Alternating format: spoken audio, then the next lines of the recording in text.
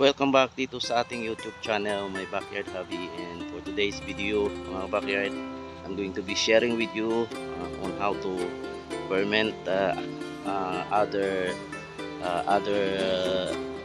way of the soya pulps, mga backyard. I was able to get the soya pulps again, and I'm going to be fermenting it for my goats and sheep. If you did not subscribe yet to my channel, please subscribe, like and share, and click the notification bell so that you will be updated for my next video.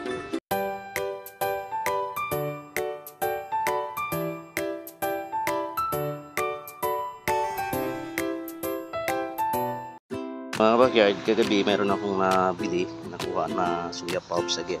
Hindi na ako nakagawa nito matagal na kasi I was so busy.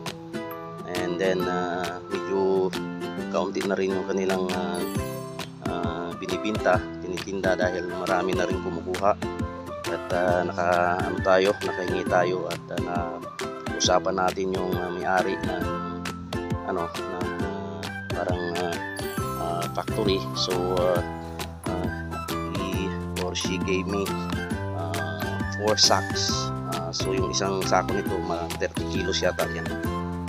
So dati mga backyard, yung aking ginagawa para mag-ferment ay molasses lang, mga backyard. Yan, molasses lang yung linalagay ko. So pero this time I'm going to be fermenting it with another way. At ito ay hahaluan ko, mga backyard, ng yeast para aalsya siya ng marami. So para maparami natin ito. At ito ay nakita ko dito sa isang farmer sa Thailand, mga backyard. So yan, meron akong 4 na sako. At kita ko sa inyo, mga backyard, sabihin ko sa inyo kung ano yung mga ingredients nito. Yung aking natunaw, mga backyard, na ingredients para doon sa ating soya pulps. Ito ay yeast, 500 grams of yeast, mga backyard. Tapos 6 liters na molasses, and then 1 kilo of brown sugar, mga backyard. So kailangan, mga backyard, tunawin muna natin yung ating yeast. So dinagay natin muna yung tubig, kaunti lang muna, mga kalahati ng ito, I think is mga 25 or mga 20 gallons of water. Yan, kalahati muna. Tapos tinunaw ko yung yeast, tapos yung sugar, at kasunod yung molasses. So kailangan mahalo natin siya ng maayos, mga backyard, para matunaw yung lahat ng ingredients. Dito pala sa nakita kong ginawa niya, dinagyan niya pa yung sa kanya, dinagyan niya pa ng urea, abuno na urea. Pero sa akin hindi ko na ito lalagyan kasi nga kapag buntis yung ating mga alaga, hindi maganda yung urea sa kanila. So okay na to. So natin to, na mix na natin. Napuno ko na itong balde ng tubig. Ayan. So kung tingnan nyo, mga kabakyan, nag-work yung kapag bumabubble siya, nag-work na yung ating yeast, mga kabackyard. So kailangan na before natin ito i-tubig doon sa ating soya pulps, i-stack natin muna ng mga 3 oras. After ng ma-mix natin thoroughly, so i-set aside muna natin para aalsa, mag-work yung yeast, mga kabackyard. So natin at cover natin muna, i-set aside natin ng mga 3 hours, mga backyard. bago natin lagay doon, mai-mix doon sa ating soya pulp. So ipakita ko sa inyo mamaya. Ating unang salang mga kabakid, ito yung soya pulps, tapos ito na rin yung ating tubig. Ready na yan. Lagay ko na lang dito mga kabakid para buhos natin. Ganyan. Tapos haluin lang natin. Haluin natin na mabasa lahat. Malagyan siya na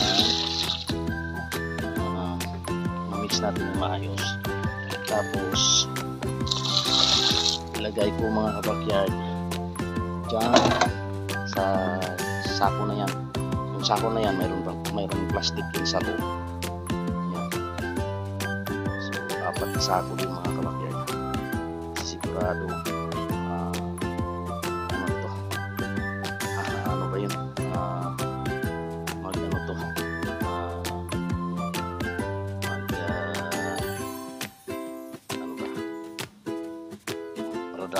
rarami ito mga kabakid. Aalsa ito mga kabakid. Yan. Yan na mga kabakid, dito na yung ating mix finish. Yung finish mix natin. Yan, basta ano siya, kailangan ganyan yung kulay. Tapos after that one, ilagay ko na doon sa sako. Pero yung sako natin mga backyard, hindi natin sa tali. Bayanan natin siya kasi aalsa siya pag itali natin, masira yung plastic. So kaya hindi natin siya itatali. Ayan, pasok ko muna ito sa sako mga backyard. Yan na mga backyard, tapos ko lang gawin ito. Yan na yung kalabasan. Yan, 4. Yan. Yan. Yan mga backyard. So ganyan. So lagyan ko pa ito ng naiwan na tubig. Mix natin dito. Lagyan ko pa ito sa taas. Yan na yan. Tusukan ko muna ng kahoy. Lagyan natin ng butas yung soya pulp para ma-penetrate na tubig na ilagay natin sa taas.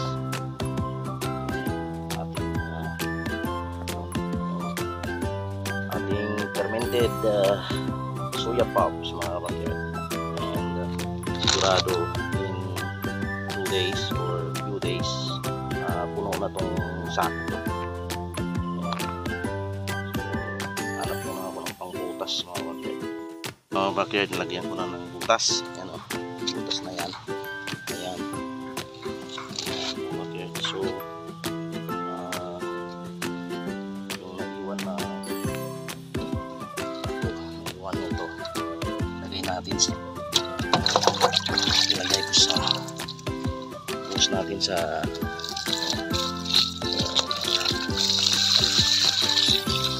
taas.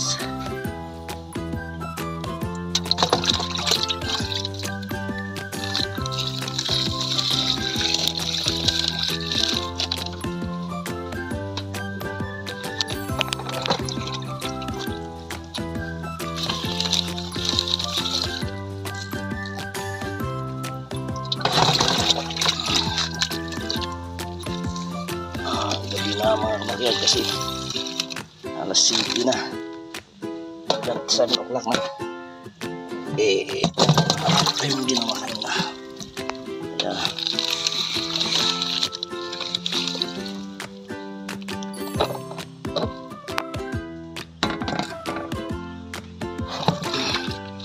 yan mga kabakyan, tapos na.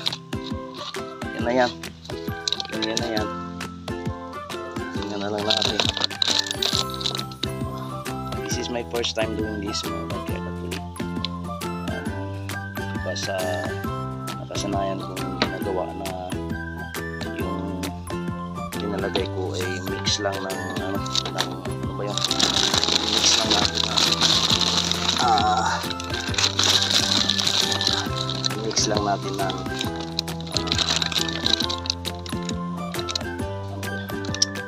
molasses mga kabakyard. So ito lang mga kabakyard.